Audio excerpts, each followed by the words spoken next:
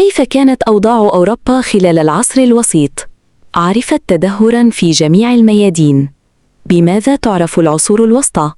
تعرف كذلك بالعصور الفيودالية أو الإقطاعية. ما المقصود بالنظام الفيودالي؟ هو نظام سياسي واجتماعي واقتصادي يقوم على منح الأراضي مقابل الحماية والخدمة. ماذا تعني كلمة فيودالية؟ هي كلمة مشتقة من كلمة فيودوم. ماذا تعني كلمة فيودوم؟ هي كلمة لاتينية وتعني القطع الأرضية التي يمنحها أحد كبار الإقطاعيين لمن يدافع عنه ويحميه. ما أسباب ظهور النظام الفيودالي؟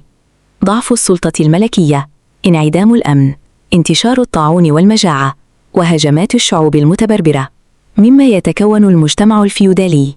يتكون من الأسياد، الفرسان، والفلاحين، الأقنان. ما دور الأسياد في المجتمع الفيودالي؟ حماية الأتباع مقابل الضرائب ورسوم المرور. ما دور الفرسان؟ تقديم الخدمات العسكرية وجمع الضرائب. من هم الأقنان؟